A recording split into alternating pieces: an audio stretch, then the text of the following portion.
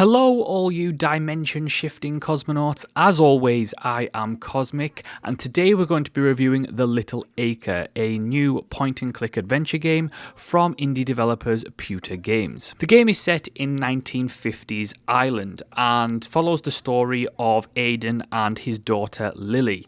Essentially what has happened is they live on this cottage farm with Lily's grandfather, who is an inventor, and the grandfather goes mysteriously missing, so Aidan sets out, being now unemployed, he sets out to find out where the grandfather has disappeared to, and then he himself finds himself transported into this strange alternate world, and Lily then goes after her father and grandfather, and both set on their own adventures in this strange new world. Now, with the game being very narratively driven, I don't want to say too much more than that because then I run the risk of spoiling the plot for you, but needless to say, it is an interesting world filled with fantastic characters, and I'm going to start off this review there. I'm going to start off on what is probably the game's biggest selling point in my eyes.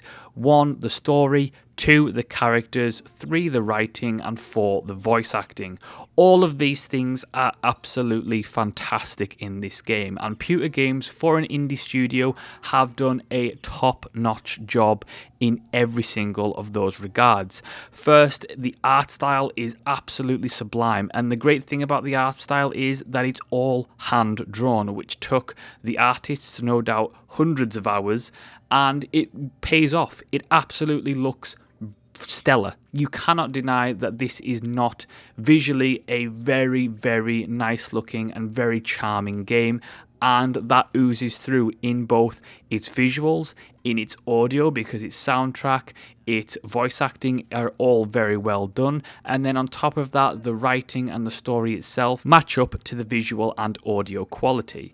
And I have to say that this is the game's biggest selling point. If you're a fan of story-driven games, if you're a fan of cute characters with some great personalities, with some really good writing and dialogue, you know, it's a serious story, but it's packed full of humor, and it's humor that does actually make you smile and is off the cuff, and I really love some of the humor in here, then this will be a game for you. Now, an interesting point of order, so to speak, is the fact that this game was developed by indie studio Pewter Games, but they also worked with Charles Cesso, who people know from Revolution Games, who was the creator of the Broken Sword series, the Beneath the Steel Sky series. And you can certainly tell that Pewter Games were a fan of the Broken Sword series because it's got certain nods to the series throughout the game, and the style of game itself, with not only just being a point and click, but in the way that it's executed, very much is reminiscent of Revolution Studios games. And for me, that's what drew me to this game in the first place. It was the hand-drawn animation, it was the fantastic music, the voice acting, the story, and the humour. Everything about it just oozed a really charming little game. And it's ironic that the game is called A Little Acre because it is very little. The game will not take you long to complete at all. You can probably get through this in one sitting, maybe 2, depending on how pressed for time you are. But, you know, if you sit down and you have a free day on a Saturday, you'll easily get through this game in maybe 4, if not more, hours, depending on how fast you progress and how well you do the puzzles first time round. Now, speaking of the puzzles themselves work very well. You know, you always expect a certain level of progression to the puzzles, and they never get difficult. I have to say that this game centers more around its story and everything around its core mechanics, like the point and click adventureness, the idea of having puzzles and having obstacles to overcome within the point and click genre itself. They all work towards pushing this story to the center point. So you're never going to get really odd puzzles that you're never going to be able to figure out. In fact, I would argue that the progression stream of puzzles in this should never set anybody back. They're fairly simple puzzles throughout. They're enjoyable and they do have a certain difficulty to them, but there's a nice balance here. It's a nice balance between people who just want to get through and play through the story and those who enjoy point and click games for the puzzles themselves, because I think that often you get point and clicks that go one of two ways. They go really easy puzzles just for the story, or they go really ridiculously obscure puzzles for those people who like to spend hours researching online on how to solve a certain mathematical algorithm.